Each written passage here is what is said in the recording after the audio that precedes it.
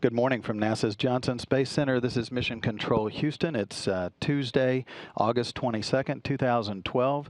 You're looking at the International Space Station Flight Control Room from the front of the room, looking across the consoles of the flight control team members who are supporting the orbit shift team today that is working throughout the day supporting activities aboard the International Space Station.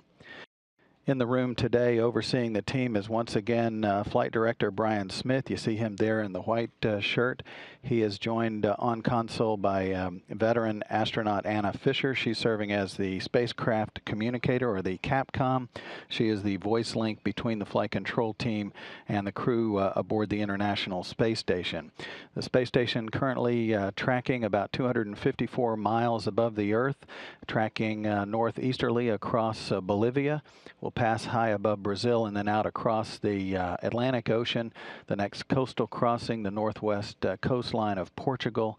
We'll track across Spain, France, and much of European nations before heading out across Russia, Kazakhstan into an orbital sunset.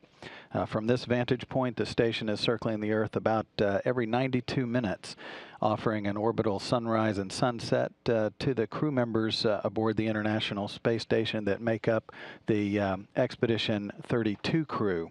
That crew arrived at the station at two different times. Three of the crew members, including Commander Gennady Padalka, Flight Engineer Sergei Revin, and Flight Engineer Joe Akaba, arrived at the station back in mid-May aboard their Soyuz TMA-04M spacecraft. They are slated to return home in mid-September. Their return home date right now is Sunday, September 16th. Those three crew members have been aboard the station now 98 days. Today marks their 100th day in space. The other three crew members that joined those three back in mid-July, about a month ago, are flight engineers Yuri Malenchenko and flight engineer Sonny Williams. Also flight engineer Akihiko Hoshide, Aki Hoshide representing the Japan Aerospace Exploration Agency. Sonny Williams, of course, a U.S. astronaut, Malenchenko, a Russian cosmonaut. So the six crew members' day began. They've restored their wake and sleep schedules to their pretty much normal times, which is they wake up about 1 o'clock in the morning and go to bed about 4:30 each afternoon, U.S. Central Time. They have focused their attention today on activities in the Russian segment for the Russian colleagues, including a very detailed debrief of the spacewalk that was conducted on Monday by Padalka and Malenchenko. That 5-hour, 51-minute spacewalk provided them a great deal of background to provide to the teams on the ground. They've been talking to their flight control team about that.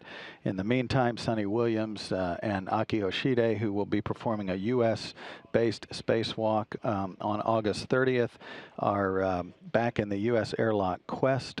They are preparing tools and the spacesuits that they will wear for their spacewalk, again planned for August 30th, to replace a faulty power relay unit on the station's truss structure.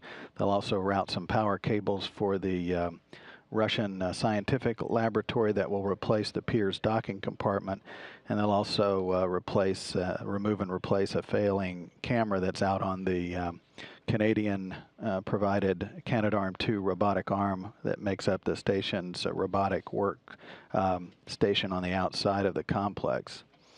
In addition, there's scientific activity going on inside the station.